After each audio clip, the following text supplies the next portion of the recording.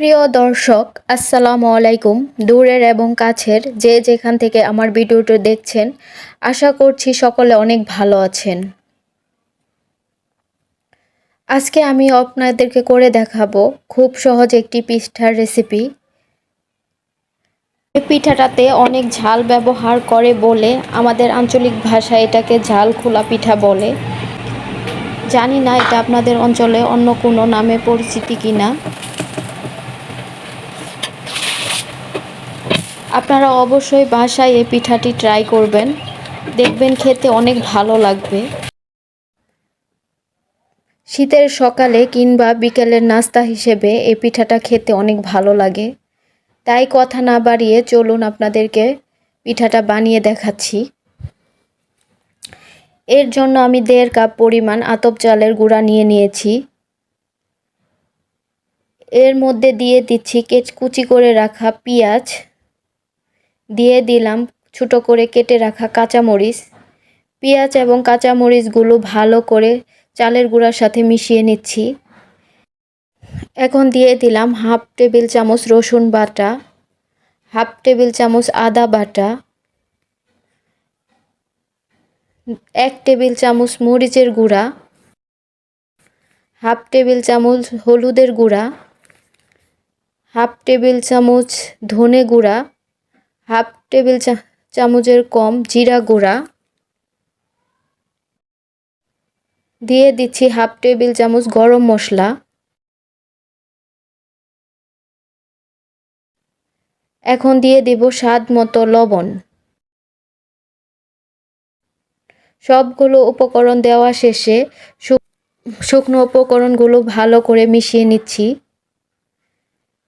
শুকনো উপকরণগুলো ভালো করে মিশানো হয়ে গেলে দিয়ে দিচ্ছি আগে থেকে রান্না করা রাখা মুরগির মাংস। আপনারা গরু কিংবা মুরগি অন্য যে কোনো মাংস দিয়ে এটা করতে পারেন। আমার আজকে মুরগির মাংস রান্না করা ছিল, তাই আমি মুরগির মাংস দিয়ে করছি। আপনারা মাংস ছাড়া ওই পিঠাটা বানাতে পারেন। মাংস ছাড়া ওই পিঠাটা খেতে ঝাল ঝাল অনেক ভালো লাগে।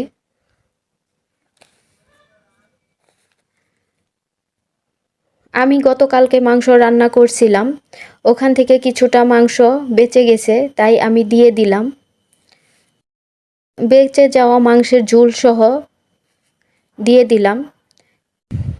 এখন হাতের সাহায্যে মাংসগুলোকে ছোট ছোট করে চালের গুঁড়ার সাথে মিশিয়ে নেব।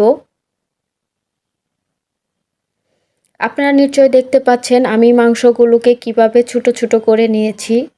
আপনারাও আমার মতো ছোট ছোট করে নেবেন। এখন দিয়ে দিচ্ছি 1.5 টেবিল চামচের মতো রান্নার তেল।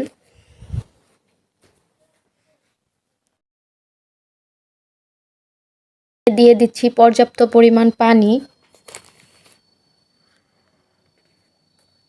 পানির সাথে ভালো করে মিশিয়ে নেব। এই মিশ্রণটা খুব পাতলাও হবে না, আবার খুব শক্তও হবে না। আমি দেখিয়ে দিচ্ছি মিশ্রণটা কেমন হবে। আপনারাও চেষ্টা করবেন আমার মতো মিশ্রণটা তৈরি করতে। মিশ্রণটা খুব পাতলা হলে পিঠাটা নরম হয়ে যাবে, খেতে ভালো লাগবে না। আবার বেশি শক্ত হলে পিঠাটা ভেতর থেকে কাঁচা থাকবে।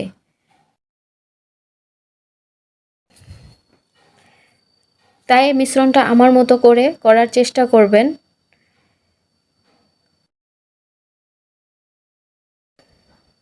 দেখুন মিশ্রণটা রেডি হয়ে গেছে। এখন পিঠা বানানোর জন্য আমি চুলায় একটা তাওয়া গরম করে নিচ্ছি। তাওয়াটা গরম হয়ে আসলে সামান্য তেল দিয়ে ব্রাশ করে নিচ্ছি।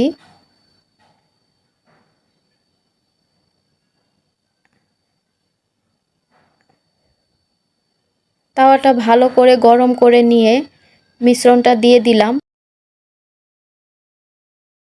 এখন হাতের সাহায্যে 4-5টা সমান করে দিচ্ছি।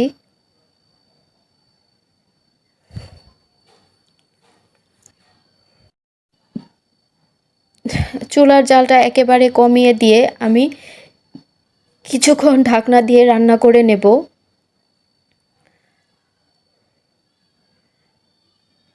7-8 মিনিট পর ফিরে এসে দেখাচ্ছি দেখুন আমার পিঠাটা এমন হয়েছে।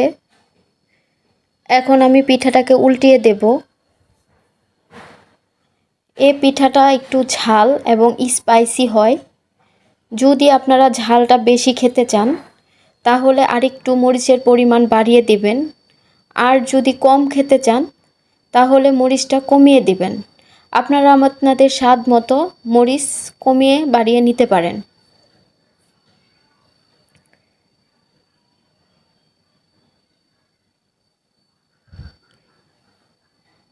পিঠাটা উল্টিয়ে পাল্টিয়ে ভেজে নিচ্ছি। এটা আমাদের এলাকায় সাধারণত মাটির খোলাতে করা হয়, কিন্তু আমার কাছে মাটির কোনো খোলা ছিল না, তাই আমি ফ্রাই প্যানে করে নিচ্ছি। এ ছিল আমার আজকের রেসিপি, ঝাল খোলা পিঠা। আমার রেসিপিটি ভালো লাগলে আপনারা অবশ্যই বাসায় করে দেখবেন আর আমাকে কমেন্টে জানাবেন কেমন হয়েছে। আমার রেসিপিটি ভালো লাগলে লাইক, কমেন্ট, শেয়ার করতে ভুলবেন না।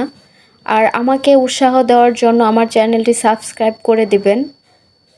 আশা করি সাবস্ক্রাইব করে দিয়ে আমার পাশেই থাকবেন। এখন আমি চুলা থেকে পিঠাটা নামিয়ে নেব। আমার পিঠাটা ভাজা শেষ হয়ে গেছে। এখন আমি চুলা থেকে নামিয়ে নিচ্ছি। নামিয়ে নিয়ে এভাবে ছোট ছোট করে কেটে নিচ্ছি। এখন আপনারা চাইলে এটাকে ডুবো তেলে ভেজে নিতে পারেন। ডুবো তেলে ভেজে নিলে আরেকটু ক্রিস্পি এবং মচমচে হবে। তবে আজকে আমি আর এটাকে ভাজবো না, এভাবেই খাবো। ঝাল স্বাদের এই পিঠাটি এভাবে খেতেও অনেক ভালো লাগে।